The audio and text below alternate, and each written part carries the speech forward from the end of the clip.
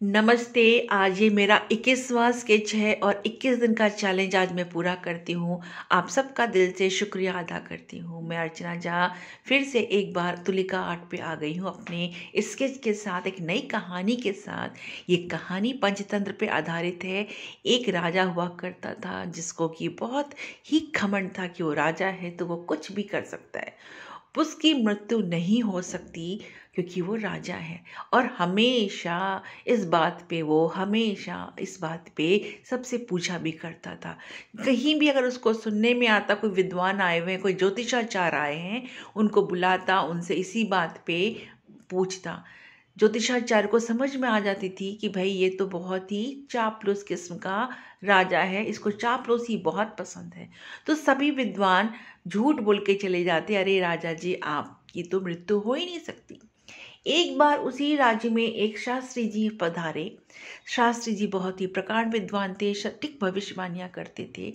राजा ने उनको फौरन संदेशा भिजवाया कि आप मुझे मिलने आओ। शास्त्री जी न्योता पा करके राजा के महल में आए। राजा ने बहुत प्यार से उनको अपने शयन कक्ष में बिठाया। फिर से वही सवाल पूछा, क्या मृत्यु मेरी हो सकती है? पंडित जी ने कहा, सबकी होती है, आपकी भी होगी। राजा जी को गुस्सा आ गया कि इसकी इतनी हिम्मत, ये कहे कि मेरी मृत्यु हो सकती है। उसने फौरन सजा का हुक्म दे दिया। अपने सैनिकों से कहा कि शास्त्री जी को ले जाओ और उनको कारावास में डाल दो। शास्त्री जी घबरा गए लेकिन खुद को संभालते हुए कहा, महाराज मेरी आपकी मृत्यु तब तक नहीं हो सकती जब तक मेरी मृत्यु नहीं होगी। मेरी मृत्यु में मेरे बारे में ये लिखा गया है कि मेरी मृत्यु आपसे पहले होगी। राजा घबरा गया, सोचा अगर इसको मैं मार दूंगा तो मैं तो मर जाऊंगा। उसने फिर से वापस अपनी सजा वापस ले ली और कहा कि नहीं, इनकी सजा माफ करते, इनको इज्जत और सम्मान के साथ विदा करते हैं। दोस्तों, जब हमारे ऊपर मुसीबत आती है तो हमारी बुद्धि ही काम आती है। हम बुद्धि से अपनी मुसीबत से पीछा छुड़ा सकते हैं, लेकिन मृत्यु से पीछा नहीं छुड़ा सकते।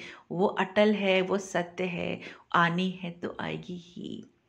गुड मॉर्निंग, मैं अर्चना झा आप सबका स्वागत करती हूँ अपने इस यूट्यूब चैनल अर्चना तुलिका आर्ट पे। ये मेरे जो 21 दिन का जो सफ़र था, ये आज उसका लास्ट है। कल से फिर एक नए सफ़र में नए कहानी के साथ मैं आप सबके सामने आऊँगी और आपसे उम्मीद भी रखती हूँ कि आप मेरे चैनल को लाइक करेंगे। Thank you.